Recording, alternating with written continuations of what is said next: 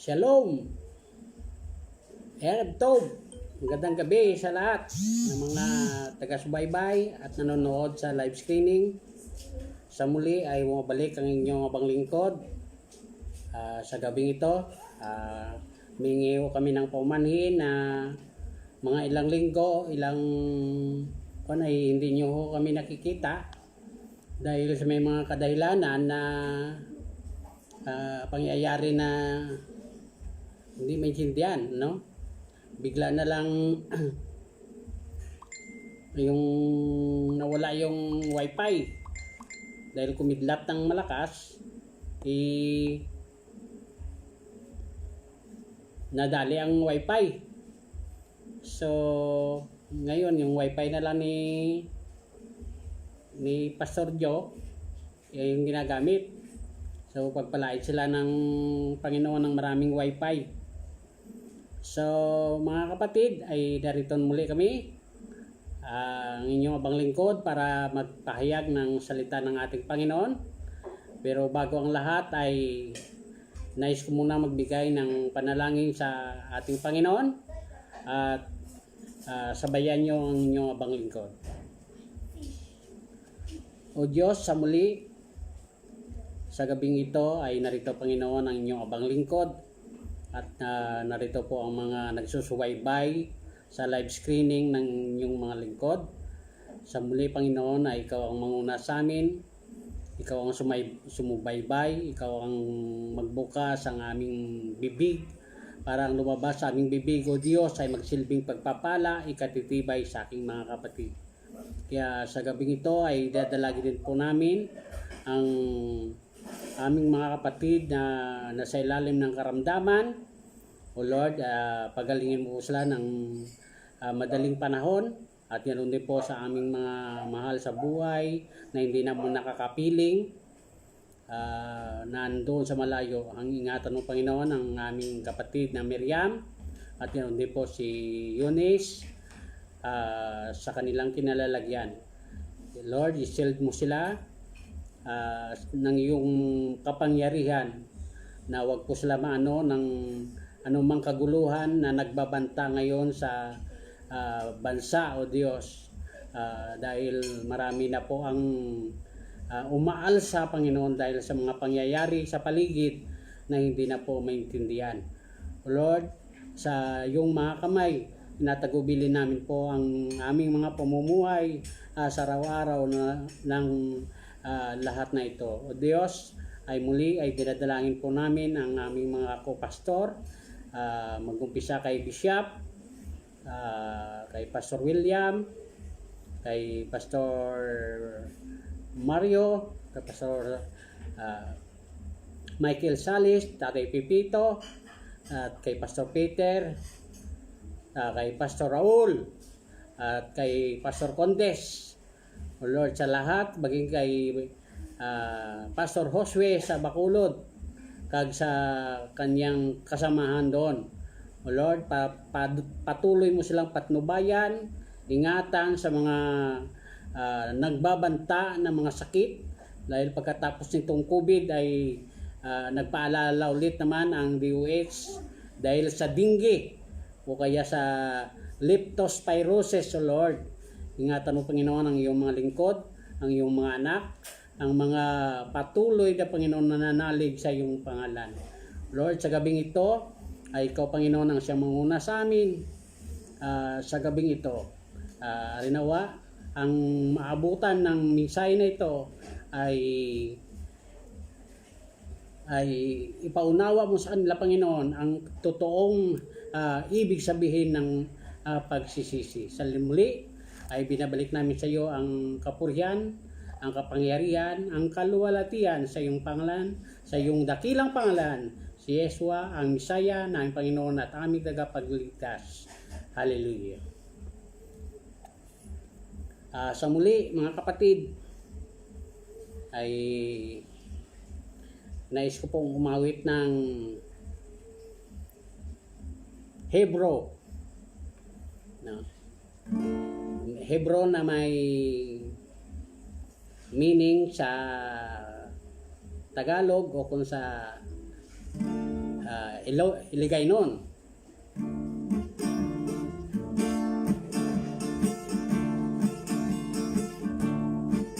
Abenu Shalom Aleichem, Abenu Shalom Aleichem, Abenu Shalom Aleichem, Abenu Shalom, Shalom, Shalom Aleichem, Abenu Shalom Aleichem, Abenu Shalom Aleichem, Abenu Shalom Aleichem, Abenu Shalom, Shalom, Shalom Aleichem. Kapayapaan sa inyo, kapayapaan sa inyo, kapayapaan sa inyo, kapayapaan para sa inyo.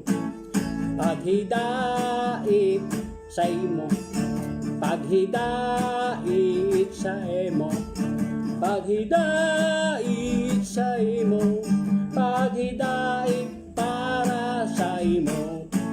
Abenu Shalom Aleichem, Abenu Shalom Aleichem, Abenu Shalom Aleichem, Abenu Shalom, Shalom, Shalom Aleichem. Shalom, Shalom Jerusalem, Shalom, Shalom Jerusalem, Shalom, Shalom Jerusalem, Shalom, Shalom Jerusalem.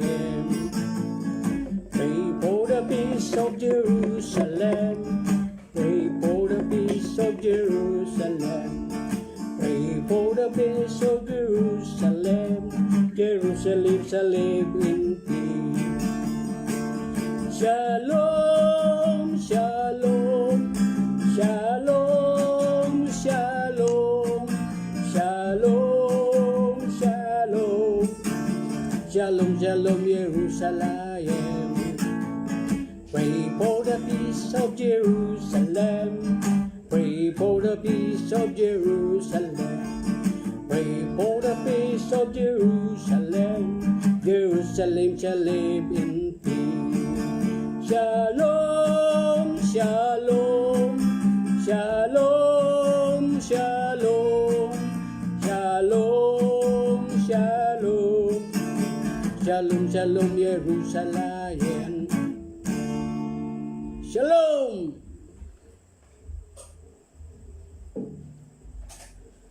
Praise God. Hallelujah.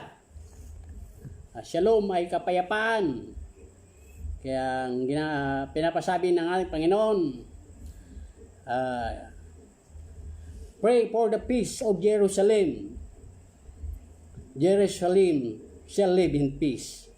Siyempre, kung kapayapaan para sa Jerusalem, sa bayan ng ating Panginoon, ay ang kapayapaan, ibigay niya sa lahat. Dahil lang sinasabi niya sa Henesis, kung ano,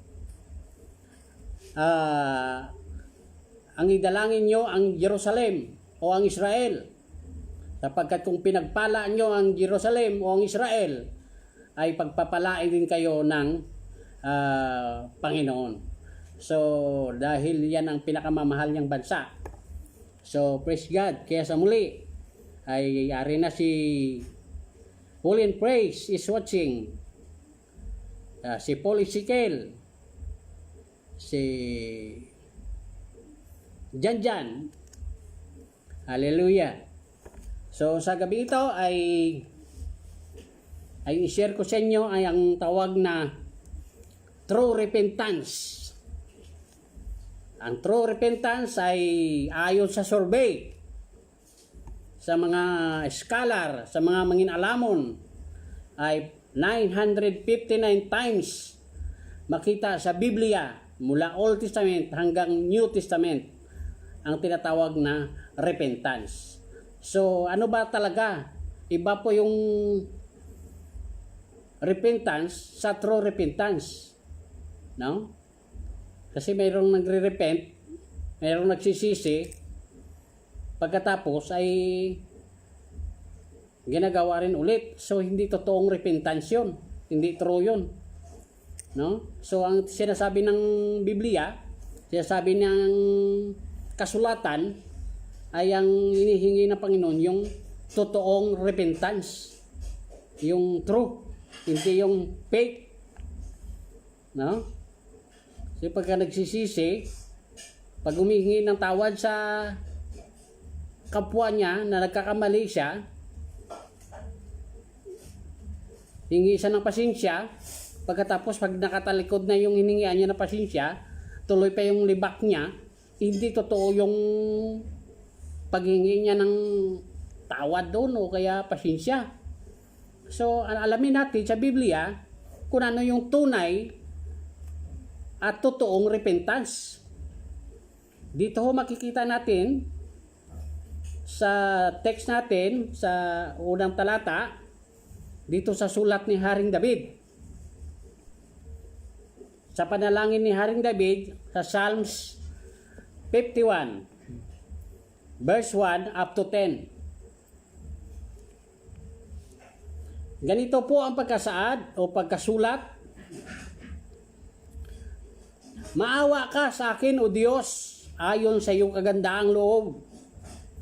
Ayon sa karamihan ng iyong malumanay na mga kawaan, ay pinawi mo ang aking pagsalangsang. Hugasan mo akong lubos sa aking kasamaan, at linisin mo ako sa aking kasalanan.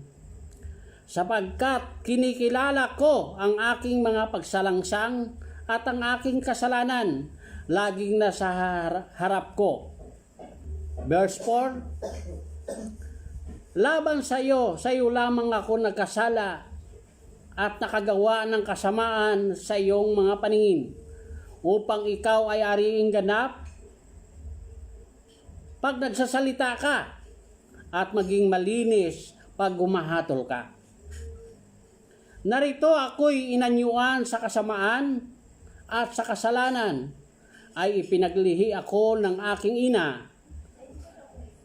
Narito, ikaw ay nagnanasa ng katotohanan sa mga loob ng sangkap, at sa kubling bahagi ng iyong ipinakilala sa akin ang karunungan.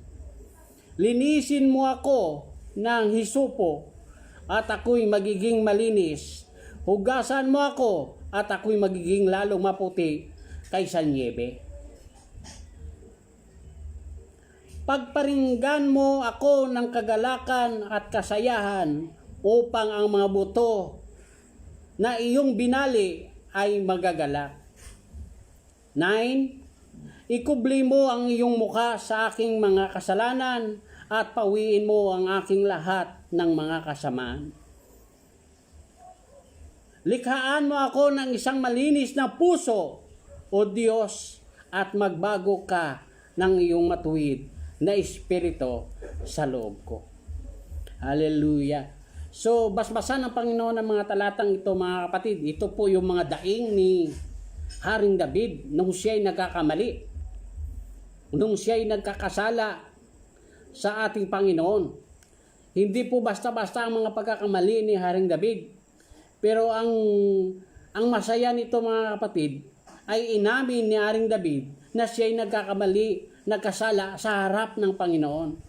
Kaya nga sinabi niya, Panginoon, ako'y nagkamali. Ibig sabihin, kinikilala niya, mga kapatid, ang kanyang pagkakamali.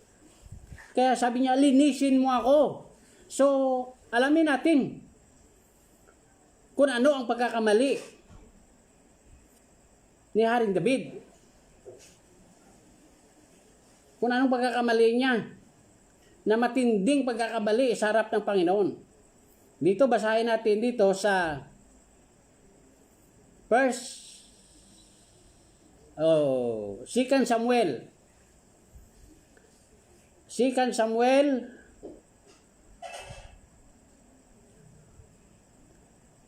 chapter 11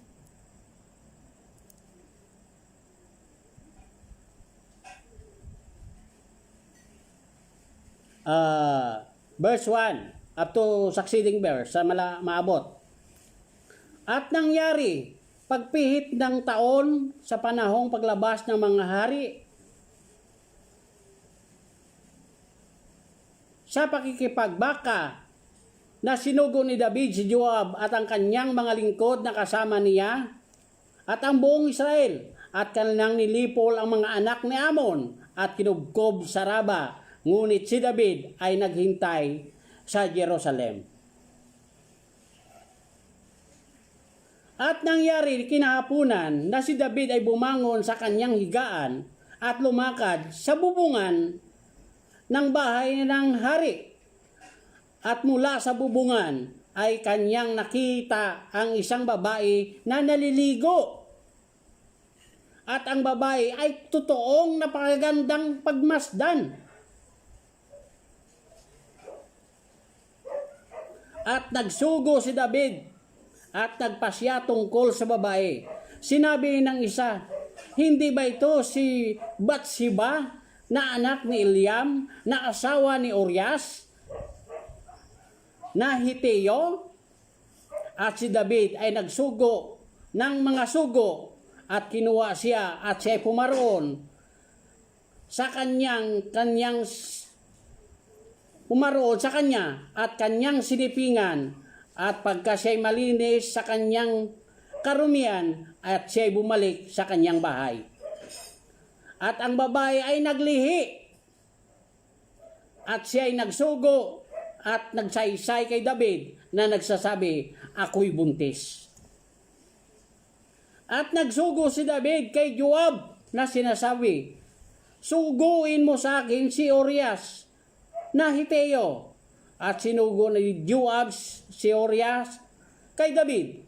At nang si Urias ay dumating sa kanya, tinanong ni David siya kung paano ang tayo ni Joab at kung ano ang kalagayan ng bayan, kung paano ang tayo ng pagbabaka. At sinabi ni David kay Urias, babain mo ang iyong bahay at iyong hugasan ang iyong mga paa.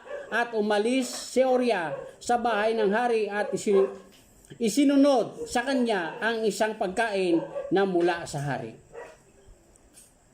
So ito na. Ito na yung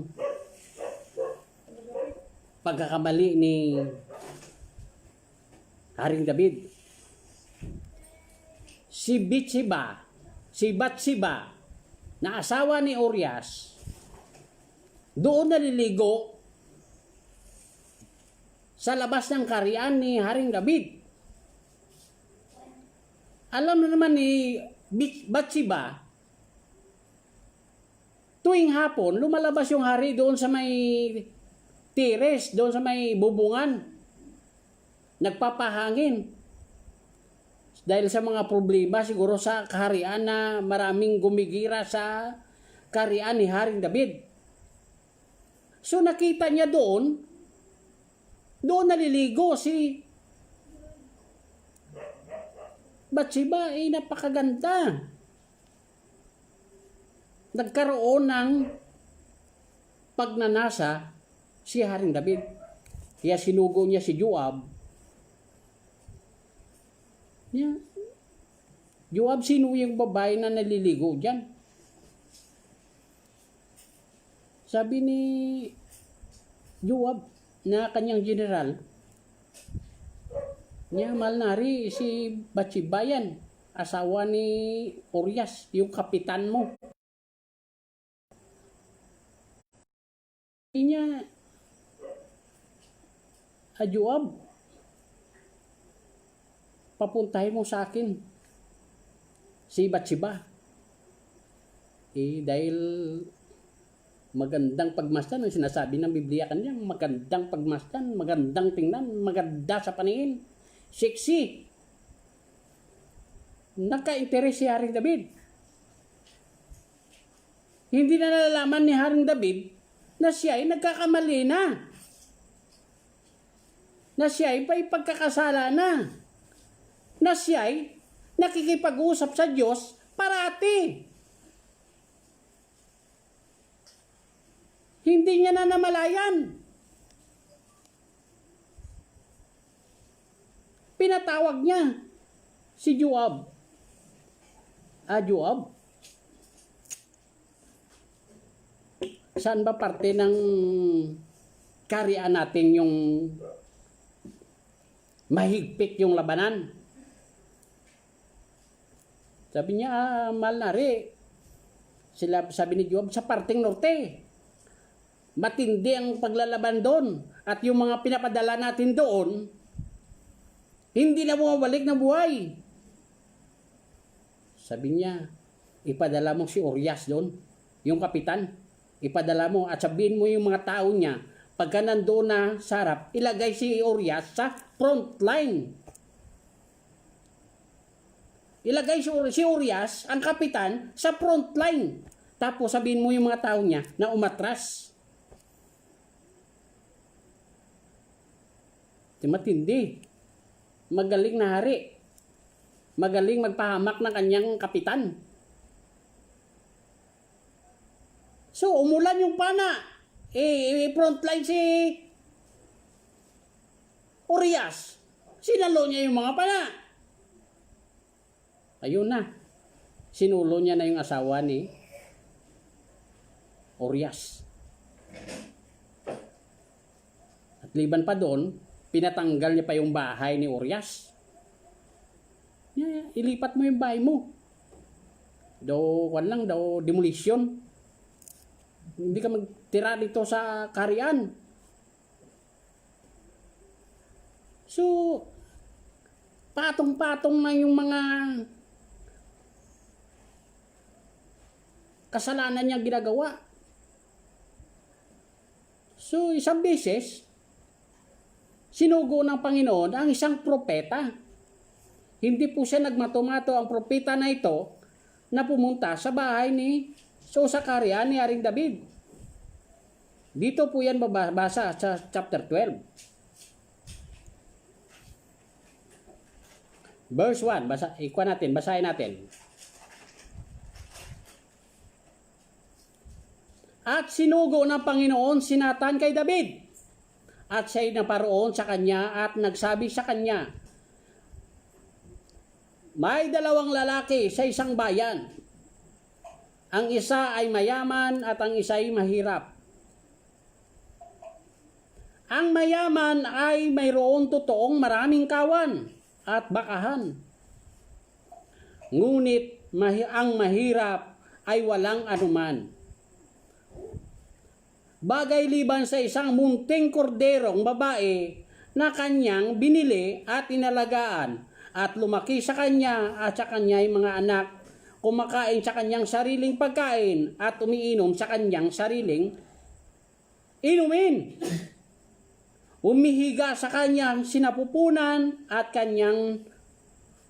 sa kanya'y parang isang anak. At naparoon ang isang maglalakbay na mayaman at ipinagkait niya ang kanyang sariling kawan at ang kanyang sariling bakahan ay inihanda sa naglalakbay na dumating sa kanya, kundi kinuha ang kordero ng mahirap na lalaki at inihanda sa lalaki na dumating sa kanya. At ang galit ni David ay nag-aalab ng mainam. Hindi siya basta inam daw, talagang tumaas yung dugo ni Haring David. Hindi lang tumaas, kundi kumulo pa.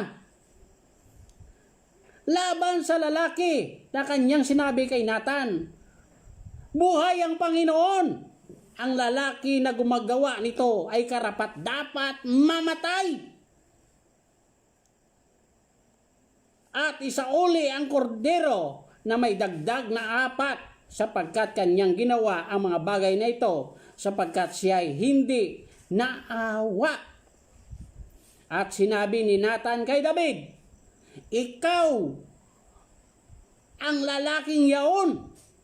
Ganito ang sabi ng Diyos ng Israel, pinahiran kita ng langis na maging hari sa Israel at aking iligtas ka sa kamay ni Saul.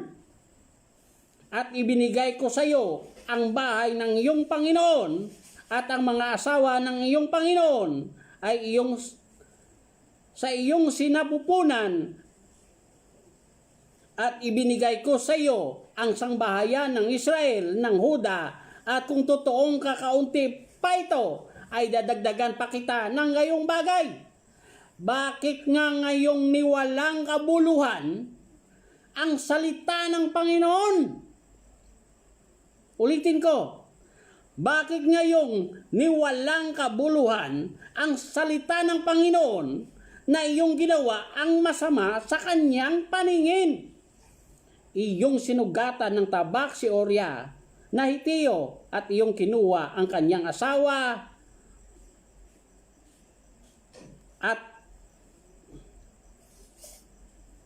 at iyong pinatay siya ng tabak ng mga anak ni Amon. Ngayon nga, ang tabak ay hindi hihiwalay kailanman sa iyong sangbahayan sapagkat iyong niwalaan ng kabuluhan. Ako at ang iyong kinuha ang asawa ni Orya na Hiteo upang magiging iyong asawa. Yun na ang pinakamalupit na ginawa ni Haring David. Pinakamalupit na pagkakamali. Nagka-interes sa asawa ng iba. Niwalang kabuluhan ang salita ng Diyos na halos parating niyang sinasabi, Panginoon, nakikiusap sa kanya, Panginoon, nakikipag-usap diretso ang Panginoon sa kanya. Panginoon, lalaban ba ako sa mga Palestine? Sige, David, lumaban ka. Ang mga Palestine, ibibigay ko sa iyong kamay. Ibibigay ko sa ilalim ng iyong paa. Iyo sila. Tuwing maglalakad si Haring David sa kipagbaka, nananalangin na diretso nakikipag-usap ang Diyos sa kanya. Pero dahil lang yung sa babae na maganda sa paningin, niwala niya ng kabuluhan ang kanyang sarili. Niwalang kabuluhan ang salita ng Diyos na kanyang naririnig. Ganyan yung marami. Naririnig na yung totoo, ayaw pa.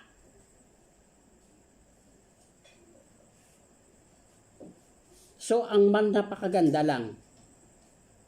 Nung ipinamulat sa kanya ni Nathan, ni Propeta Nathan, ikaw yun, Haring David. Inagaw mo. Si Bathsheba, na asawa ng iyong kapitan. Pinapapatay mo pa. So, yung una nating binasa sa Psalms 51, nagsisi si Haring David na sinasabi niya, Panginoon, ako'y nagkamali. Totoong pagsisisi. Totoong pag-aamin ng pagkakamali. Marami sa atin sinasabi na yung pagkamali. Tayo pang matigas eh. Ikaw na ngayong mali, ikaw pa yung matigas eh. Sinabi mo yung totoo. Yung nagsasabi sa kanya ng totoo, yun pa ang mali. Binabalik pa.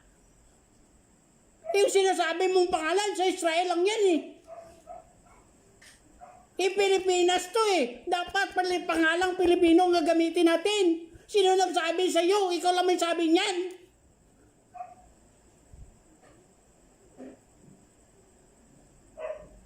Sundin mo yung Biblia, sundin mo salita ng Diyos.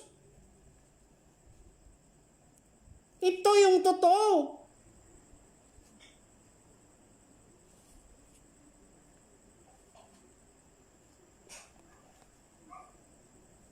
I-translate lang yung Biblia para maintindihan ng lahat.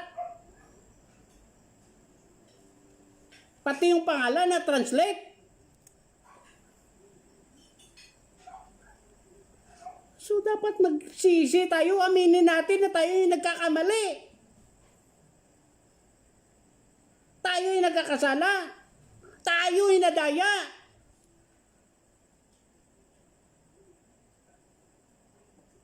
Ito pa yung isa. May sinasabi dito si Joel. Joel, chapter 12. Chapter 2, verse 12 up to 13.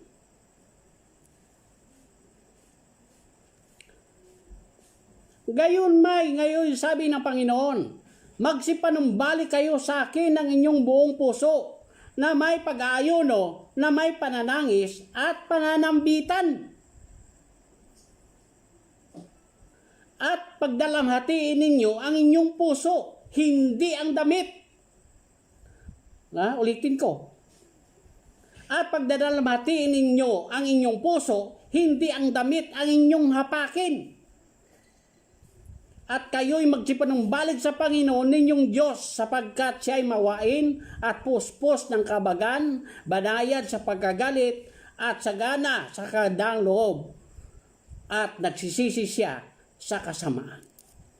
So, kita mo, pati pang Diyos nagsisisi na sa kasamaan ng tao.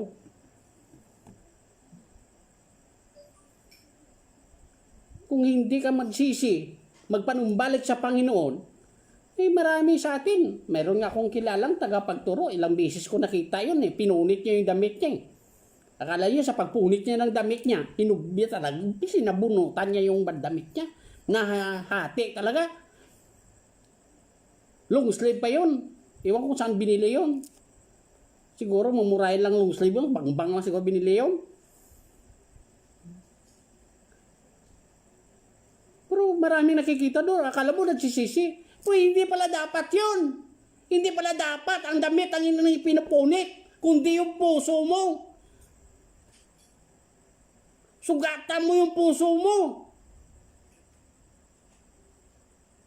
Di ba meron kasabihan? Meron sinasabi, the abundance of your heart, the mouth speak.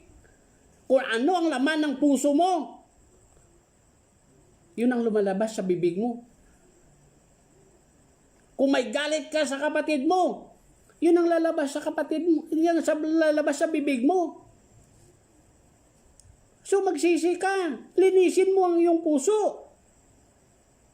Hindi puro galit ang tinatanim mo dyan.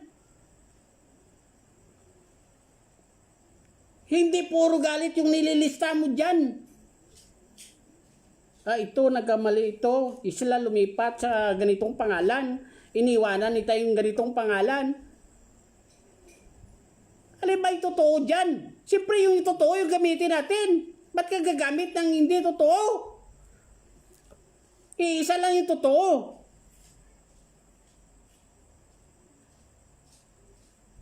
So yun ang gamitin natin. Kaya sabi niya, puso nyo. Ang punitin ninyo, puso ninyo ang inyo linisin. Hindi yung damit. Hindi yung damit yung hapakin.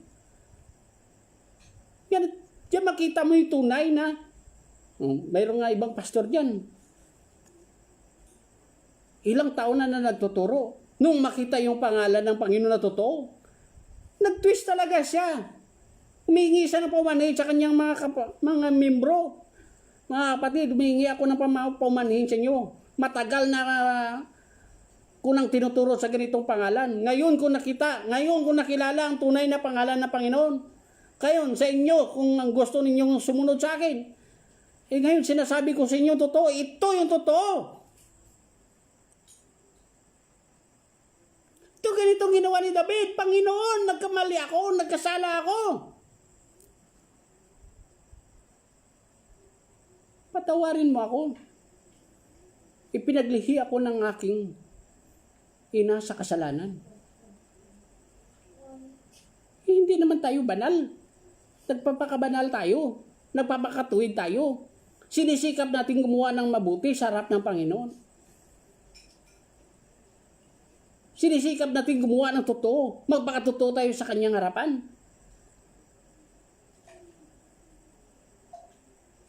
Kung mayroon nga isang kwento, ito yung babae. Nagsisimba, bisita sa simbahan. Natisod.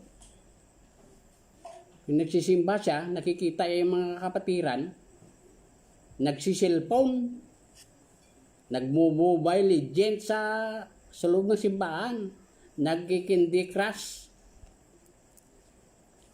Niya, pastor, hindi na ako magsisimba. Titisod ako. Ganito yung mga natin dito, mga kapatiran dito, hindi naman nakikinig, nagsisilphone lang Sabi ng pastor sa kanya, okay lang sister, kung mayroong papagawa ko sa'yo kung pwede. Habang nagsasayawan ng masaya, nag-aawitan ng masaya, sabi niya, pwede ka kumuha ng isang basong tubig at umiikot ka sa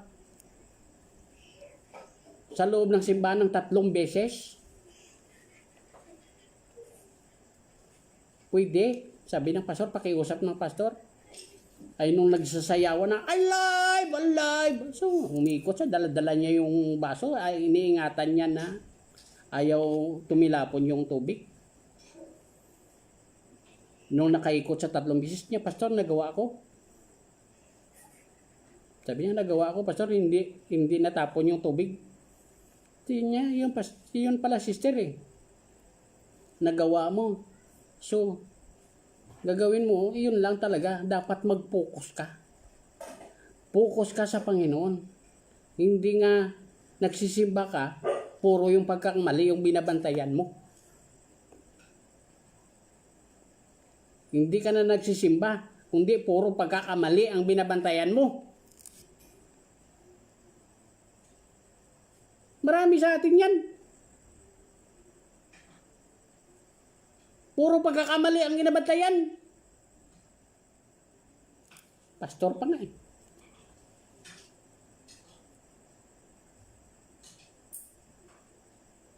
Isa na yung focus. Sana yung salita ng Diyos na tinuturo na rin. Sana. Sana yung pagsisisi. Saan na ang totoong pagsisisi. Totoong repentance dyan.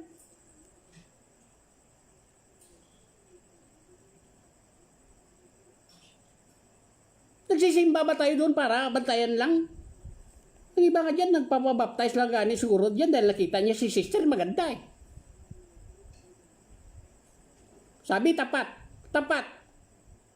Tapat daw na membro. Yung pala, yung gamit ng church yung tinatapatan niya at nanakawin niya. Tapat ba yun?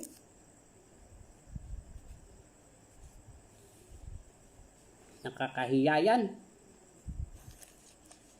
Magbago na po tayo. Magsisi na po tayo ng totoong pagsisisi. Ang totoong pagsisisi, hindi mo nang, huwag mo nang gagawin ulit. Pagka nagsisi ka na, huwag mo nang ulitin. Sister Art, Sister Miss pa, Pastor Mario, Pastor Lance, kung kaway-kaway kung may time. So, yun lang. Sabihin natin, simple naman kasalanan to, pastor. Hindi naman to ikakamatay na kasalanan. Huwag mong simplehin. Yung COVID, simplehin mo yung COVID. Pagka nagka-COVID ang isang tao, hindi na makakita ng pamilya niya sa kanya. Dahil ano makikita sa kanya? Abo na lang. Dahil diretso, cremate na yun. Yung addict, sisimplehin mo yung addict. Simpleng kasalanan lang yan. Magsisi na po tayo. Hindi po simple yan. Hindi po makakuan yan. So, introduction pa lang po yun. Sa repentance, mga kapatid, ay may 6 na katangian ang true repentance. Una, true repentance to involve and admit. Yan, totoo yan minsan. Kahit na believers pa, nai-involve pa rin sa pagkakamali.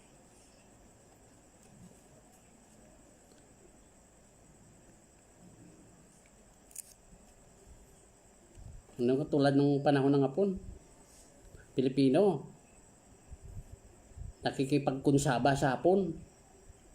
Tinuturo yung kapwa niya Pilipino, ay doon sila nagtatago. Doon sila, para mabigyan lang siya ng kasaganahan ng mga marami yan. No? Nagiging involved tayo doon.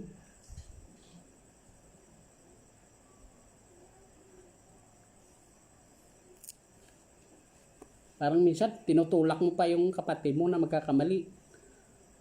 Tinutulak mo yung kapatid mo na magkakasala. Kaya nai-involve ka. Huwag ka na malinis. Lahat tayo may pagkakamali. May pagkakasala. So, isa lang gagawin natin. Pag-aamin. Sabi ni Haring David, Panginoon, ako'y nagkamali sa iyong harapan. Ako'y nagkasala. Linisin mo ako ng hisopo. Ano ibig sabihin ng hisopo?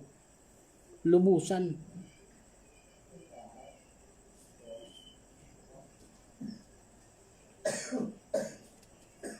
So, mayroon isang kwento. Yung nanay sa kanyang anak. Dalawang anak. Nagiging involved siya sa kanyang anak. Bumili siya ng tinapay. Yung tinapay na yun, ipaborito ng dalawa niyang anak. Nag-i-school. Sabi ng nanay niya, ilagay ko to sa garapon. Huwag niyong kukunin, huwag niyong babawasan. Pagkabawasan, makakatikim kayo sa akin. No? Mayroong isang batas na inilagay sa dalawa niyang anak. Gusto-gusto ng anak niya yun. Nung namatay na yung ilaw, pagkagabi, pinatay ng nanay yung ilaw. Ginapang ng dalawang anak niya yung garapon. Binuksan yung garapon.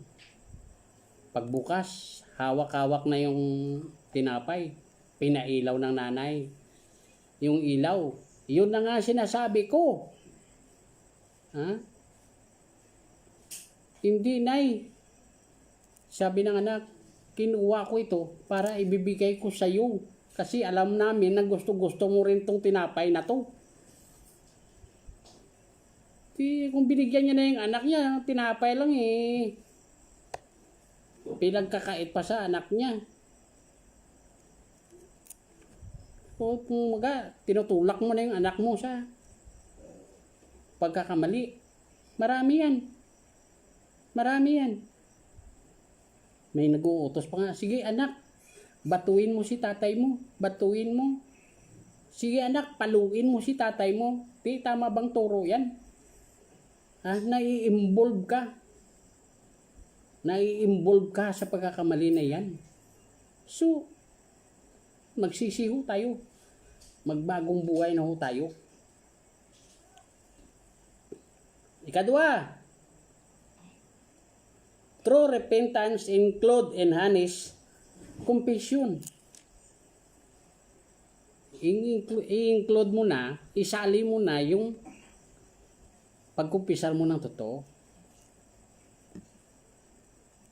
Nay, may pagkakamali ako sa iyo. Sabi mo sa pag-aaral ko, hindi ako mag-boyfriend. Ngayon may boyfriend na ako, nay. Ikumpisar mo sa nanay, anak, may boyfriend ka na. Sige, tigil ka na sa pag-aaral. Isikreto mo sa nanay mo, para tuloy pa rin yung aral, tuloy pa rin yung boyfriend. Patay-patay yung parents mo sa pagtrabaho sa bukid, ibibinta yung kalabaw, ibibinta yung lupa, ibibinta yung bahay para sa pag-aaral mo. Tapos ikaw, nag-aaral ka sa syudad, pagbo-boyfriend ang hinatupag mo. Ang galing. Magsisi ka na. Totoo pagsisisi. Ito pa.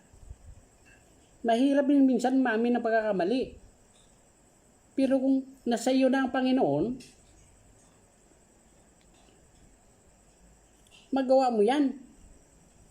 Dito, mababasa natin yan. Sa Philippians, chapter 4, verse 13. Philippians 4:13.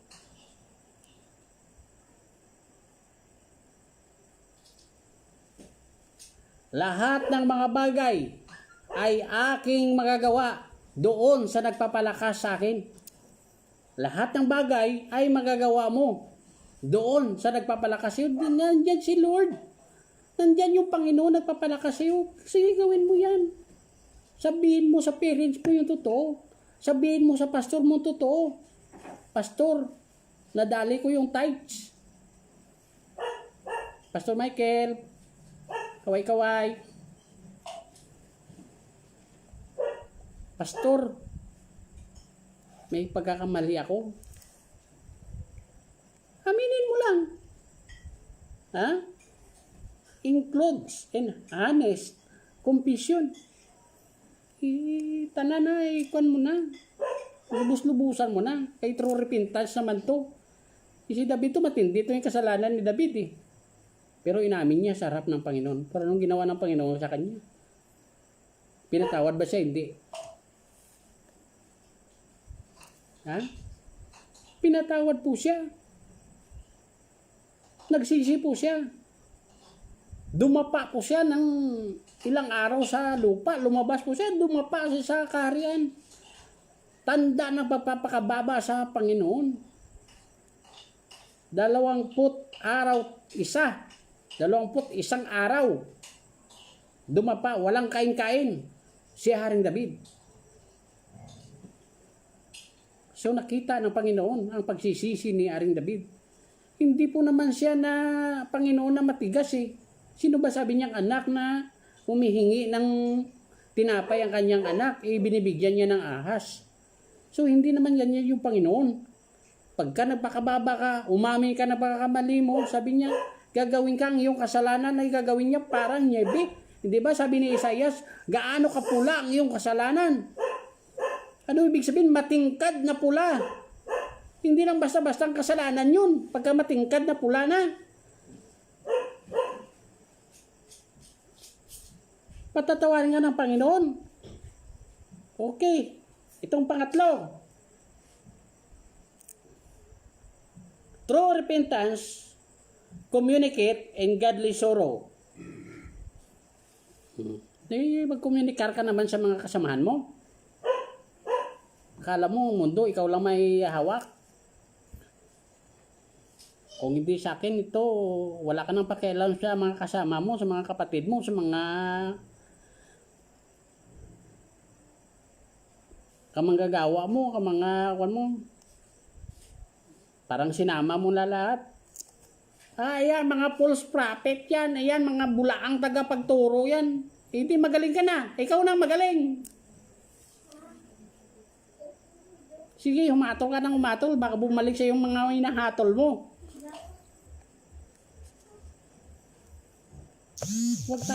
Huwag tayong musga, mga kapatid.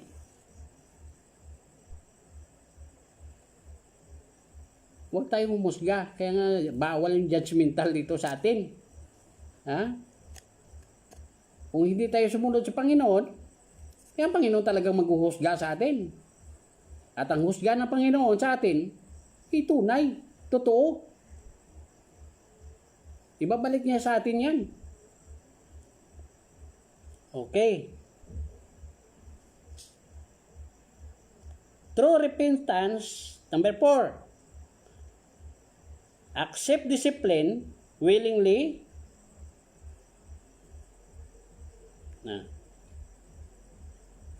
Ang totoong pagsisisi, nagtatanggap po ng disiplina. Tumatanggap po yan ng saway. Ay, Brad, baka mali ka na, Brad. Brad, magsisi ka na sa iyong pagkakamali. Ay, di, pastor Bago ako sumunod, bago ako nabaptize, ganito na ako. Adik na ako. Lasinggiro na ako, pastor. So, hindi totoo yung pagtanggap mo sa Panginoon. Hindi totoo yung pagsunod mo. Hindi totoo yung pagsisisi mo. Dahil ayaw mo pa rin umalis eh. Ayaw mo pa rin paturo eh. Pero gusto mong magturo. Kung gusto mong magturo, ituruan mo muna yung sarili mo.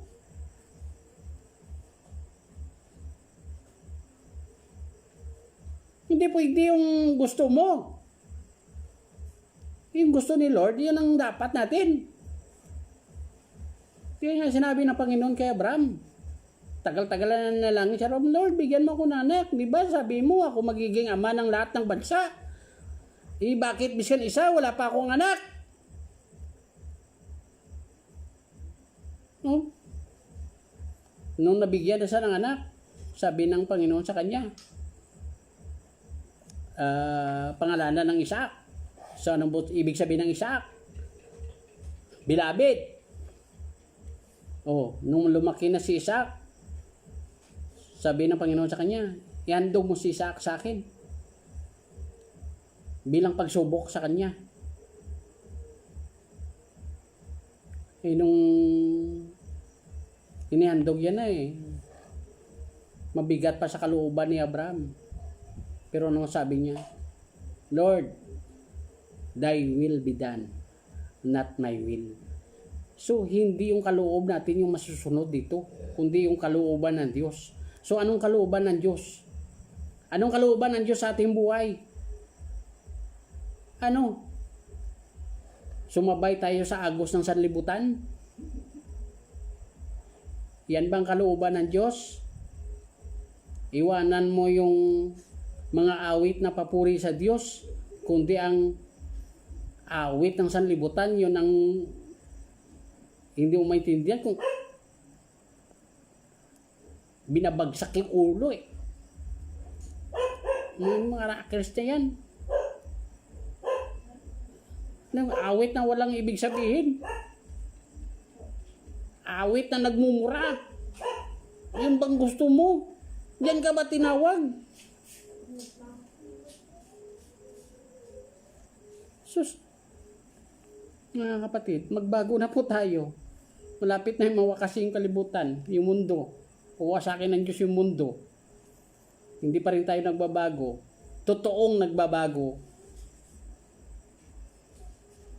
Hindi mo matanggap-tanggap ultimo pangalan lang, hindi mo pa matanggap Paano pa magbago ka na? Okay. Number 4. Number 5. Second to the last. No. True repentance involve clean and desire to be clean. Involve clean and desire to be clean. Pagka nagkaisa yung iglesia sa loob ng mga nagkaisa yung mga mananampalataya, ay mga kapatid, mag-aayuno po tayo. Darating yung araw ng Pentecost. Ay, pastor, kayo lang. May na ako sa fasting. Paano tayo maging malinis niyan? Mag-mass fasting tayo mga kapatid sa ganitong pitsa. Kayo lang. Iba dyan, hindi nagsasalita, pero hindi talaga susunod. Paano mo nag-involve ka sa iglesia? Hindi ka naman pala paano mo pakipagkaisa mo sa Panginoon? Paano pakipagkaisa mo sa Diyos? Sige, ikaw magdesisyon. Ilagay ko sa iyo, ikaw magdesisyon sa iglesia. Pag dumating yung Panginoon, sa iglesia mo, sinong kukunin ng Panginoon? Yung mga matutol ba? Yung hindi sumusunod? Si pastor, magaling lang yan magsalita Magaling lang yan ganito Nangbutas ka pa.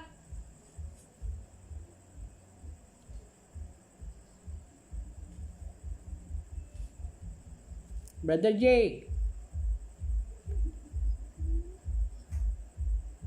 Bishop. Daiset. Pastor Michael. Totoo yan mga kapatid.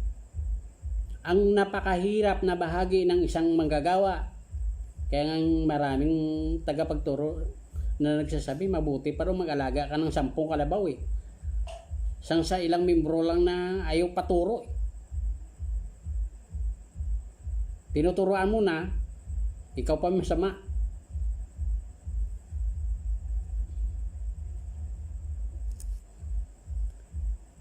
Kulang na lang sa mga manggagawa, dugot pawis ang lalabas.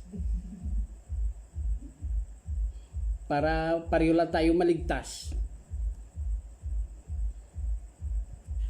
Ay, dito lang ako, pastor, ganito, ganyan. So, walang involvement yan, walang willingly, walang desire, walang ayaw mo maging malinis ka rin. Yung sinabi sa'yo, ito yung totoong bautismo. Ha? Bakit kayo nagpa-rebaptize? Sasabihin, bakit kayo nagpa-rebaptize? Nabaptize na kayo. Bakit kayo nagbabaptize din nung nabaptize ng iba? Sinasabi nyo rin na mali yung proseso nila. Ngayon yung proseso mo, tama.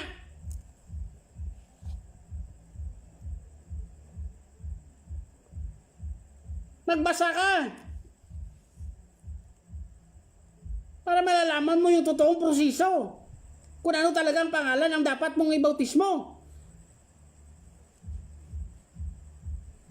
So ito tanong, bakit ka magbabautismo sa pangalan ni Yeshua? Kung ikaw nga hindi nabautismuhan, pabautismo ka muna sa ngalan ni Yeshua para ikaw pwedeng may karapatan na magbautismo. Paano ka magiging maglinis ng iba? Ikaw nga hindi nalinis.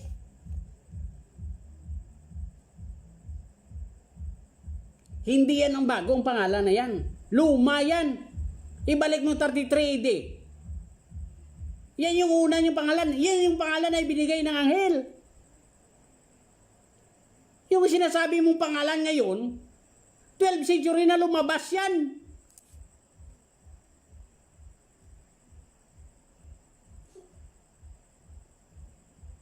Hindi ako galit dito, nagpapaliwanag lang po. Last.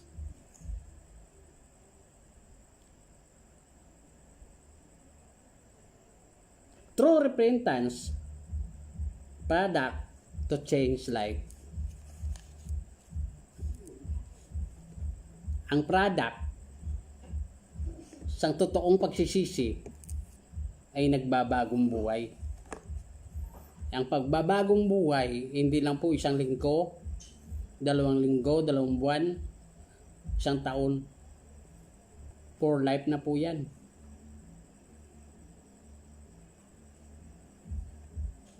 Yan ang totoong pagsisisi.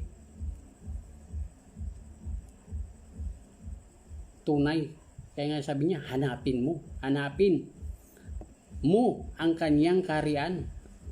Hindi lang po ang kaharian, pati ang katwiran. Ano po yung katwiran ng Diyos? Anong katwiran? Puro na lang kaharian tayo. Gusto natin pumasok sa kaharian. Lahat yan, gusto kaharian. Siya si Kibuloy, kaharian yung sinasabi niya. Kingdom of Kibuloy yan. Pero ang tanong, dati, yan na lang natin magkuhan. Ayan mo na lang ho natin. Manalangin na lang ho tayo. At asikasuhin na lang ho natin yung ating sarili. No? Huwag na po tayo tumingin doon sa iba. Kundi, ang sabi niya, looking unto Yeshua, the author and the finisher of our faith. No? Huwag na natin yung pagkakamali ni Haring David. Tingnan natin. Anong ginawa sa kanya na po? Pinahiya na nga siya. Pinahiya na nga siya ng buong mundo. Hanggang Pilipinas, dumating na yung kahihiyan na yan. Nabasa na nga natin. So, gusto pa natin gagawin yun.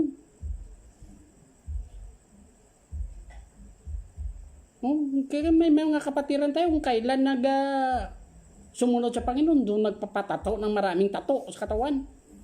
Ano makikita dyan? Paano mag-glorify ang Panginoon sa atin?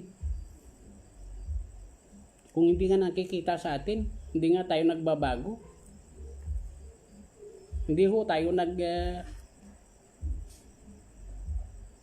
asa ka sa buhay na walang hanggan. Yung ang binubuhay mo ngayon, hindi karapat-dapat. Magsisi na po tayo. Magbagong buhay na po tayo. Gawin po natin kung anong kalooban ng Diyos. Yun pong gagawin natin. Pastor Sammy Spulong. Totoo po yan. No?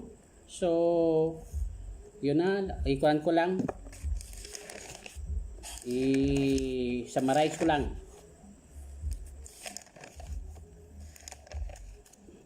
Number 1, true repentance to involve and admit. True repentance number 2 includes and honest confession. Number 3, true repentance communicate in godly sorrow. True repentance accept, discipline, and willingly.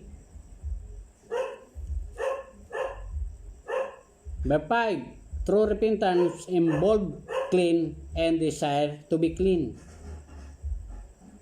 Number 6, true repentance product to change life. Salamat po. Salamat sa mga nanonood, nagwa-watching, sa kay Bishop, kay Inday Seth, kay Brother J, kay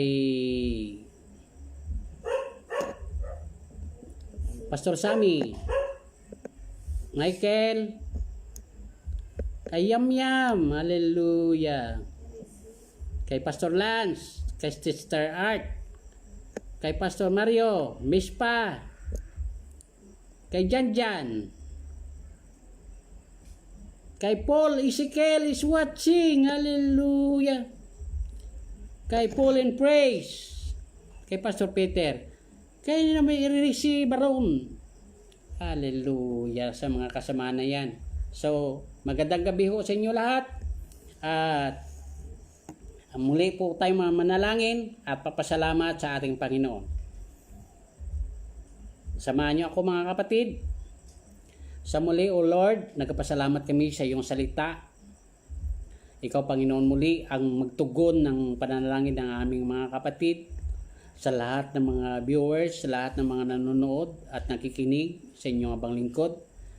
Panginoon, iunat mo ang iyong mahabang kamay para sa lahat naming mga kapatid. Ang proteksyon, Panginoon, ay ikuan mo, Panginoon, sa kanila. Ipadala po, Panginoon, sa bawat isa. I-shield mo, Panginoon, ang iyong mga anak. Lalo na ngayon, Panginoon, nagugulo na po ang bansang Amerika, Panginoon. Ingatan mo sila. O Lord, lalo mo, Panginoon, pagpalain ang bansang Israel. Dahil ikaw po ang nagsabi, ipanalangin ng bansang Israel, ang sinumang magpala sa bansang Israel ay pagpalain mo. At ang sinumang sumumpa sa bansang Israel o sa angkan ng mga taga-Israel ay susumpain mo. O Lord, patawarin mo kami sa aming mga pagkakamali, sa aming mga pagkakasala, maging sa aming pananalita, sa aming mga gawa. O Lord, ikaw ang maglinis sa inyong mga lingkod, sa inyong mga anak, lalo na, Panginoon, sa inyong mga mananampalataya. Lord, ikaw, Ginoo, magtugon sa kanilang mga daing, sa kanilang mga pangangailangan material, mas lalo, Panginoon, sa kanilang spiritual na kalagayan. Nagpapasalamat po kami sa mga pagkakataon na ibinigay mo at sa magandang panahon na pinagkaloob mo. At lalo, Panginoon, paunti na, Panginoon, ang nakaramdam ng may sakit na COVID, O Lord.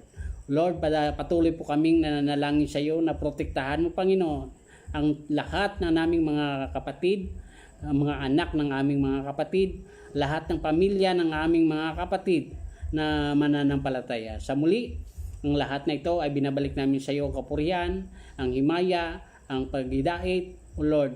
Rinawa, ang kapayapaan ay sumasamin parati, maging sa iyong pangalan. Purihin ka sa iyong pangalan, Yeshua, ang Misaya na aming Panginoon at aming tagapagligtas. Hallelujah. Salamat.